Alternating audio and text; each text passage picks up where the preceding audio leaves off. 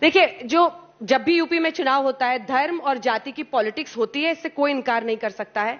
उधर मायावती जी चाह रही हैं कि दलित और ब्राह्मण का एक कॉम्बिनेशन बने, इधर ओवैसी जी दलित मुस्लिम यूनिटी की बात कर रहे हैं, आप इधर यादव मुस्लिम की यूनिटी की बात कर रहे हैं, कुल मिला और वो 80% पर नजरें गड़ाए हुए हैं। उत्तर प्रदेश की जनता प्रोग्रेसिव पॉलिटिक्स चाहती है।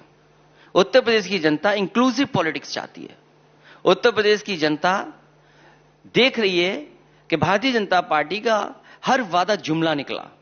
भारतीय जनता पार्टी का विकास का विज्ञापन झूठा था। ये झूठ के फूल को इस बार उत्तर प्रदेश की जनता सफाया करेगी। प्रियंका वाड्रा काफी सक्रिय है इस बार यूपी में और जोर शोर से, और आप लोगों का साथ अब छूट गया है कांग्रेस का, लेकिन वो चुनावी मैदान में पूरी धमक के साथ है। आप उनकी क्या भूमिका देखते हैं? मैं तो चाहूंगा और सक्रिय हो जाएं। इससे क्या होगा? अच्छी बात है, पॉलिटिकल पार्टी है, वो भी चुनाव लड़ना चाहते हैं तो अच्छा हो, सक्रिय हो और लड़ें। तो कम से कम भारतीय जनता पार्टी का पर्दाफाश तो होगा कि कितना झूठ बोल रहे हैं। लेकिन सब अलग अलग लड़ रहे हैं, तो क्या जो तथाकथित सेक्युलर वोट है वो बटेगा नहीं? आपको ऐसा नहीं लगता है? ये भारतीय जनता पार्टी को क्यों चिंता है सेक्युलर वोट बटेगा कि नहीं बटेगा? तो आप उनकी अच्छी भूमिका देख रहे हैं, आप प्रशंसा कर रहे हैं प्रियंका वाड्रा की? मैं हर पॉलिटिकल पार्टी जो चुनाव लड़ रही है, जो गठबंधन में नहीं है, समाजवादी पार्टी ने क्षेत्रीय दलों से गठबंधन किया है। ओम प्रकाश राजभर जी समाजवादी पार्टी के साथ हैं, डॉक्टर संजय चौहान समाजवादी पार्टी के साथ हैं, महान दल समाजवादी पार्टी के साथ है, आरएलडी जयंत चौधरी समाजवादी पार्टी के साथ हैं और श्रीमती कृष्ण पटेल जी समाजवादी पार्टी के साथ हैं। तो समाजवादी पार्टी और चाचा भी समाजवादी पार्टी के साथ हैं। हाँ, चाचा को आप वापस ले आए, क्या जाके बोला आपने उनको, जरा बताइए। मैंने कहा कि भारतीय जनता पार्टी को हराइए और समाजवादी पार्टी की शाखा बनवाइए। तो उनके चरणों में चले गए? आपको लगा कि इस बार जरूरत है चाचा जी की? अगर कोई बड़ा है तो बड़ा है, और बड़े का सम्मान अगर कर दिया तो उसमें क्या खराब किया? यही तो हमारी संस्कृति है, यही तो भारतीय जनता पार्टी नहीं जानती है। कम से कम भारतीय जनता पार्टी जैसे हम लोग नहीं है। 4 पहिए की गाड़ी पे बैठ गए वो, और मुख्यमंत्री जी को अब पैदल होना था, वो पहले ही पैदल हो गए थे, पैदल जा रहे थे। ये जनता ने देखा है।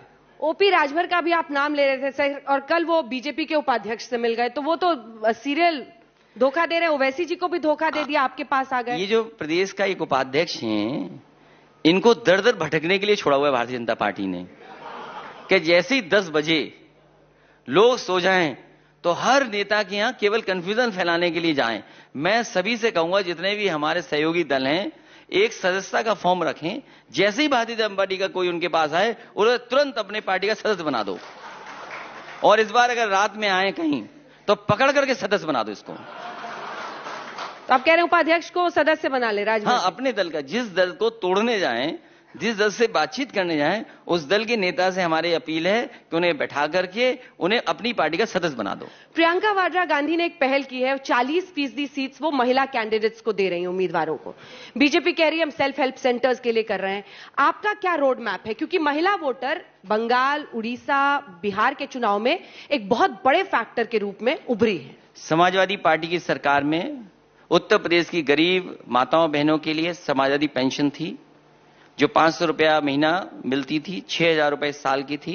उसी की नकल करके भारतीय जनता पार्टी किसानों को सम्मान राशि दे रही है। समाजवादी पार्टी की सरकार थी, उस समय बड़ी संख्या में छात्राएं, उनको लैपटॉप दिया गया था। बड़ी संख्या में बेटियों को कन्या विद्याधन दिया गया था। रानी लक्ष्मीबाई अवार्ड, जिसमें कि उत्तर प्रदेश की जो बेटियां, बहनें या माएं अच्छा काम करती थीं, उनको सम्मान देने का काम करते थे।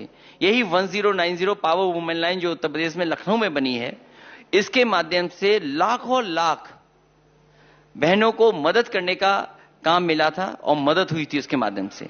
डायल 100 में जो सबसे पहले तकलीफ और परेशानी को सुनते हैं, वो महिलाओं को, बेटियों को, बहनों को बैठाया था।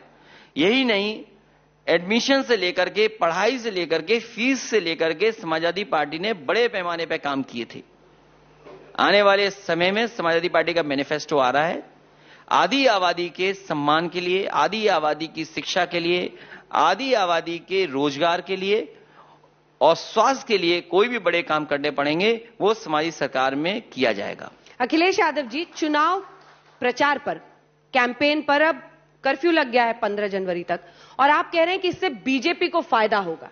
कैसे और चुनाव आयोग से क्या कहेंगे? मैंने उस पहले ही दिन जो रिएक्शन था चुनाव आयोग से यही अपील की है कि जो पार्टी संसाधन हैं जिनके पास, वो तो इस वर्चुअल रैलीज और आज के समय के हिसाब से जो प्लेटफॉर्म है वहां तक जा सकते हैं।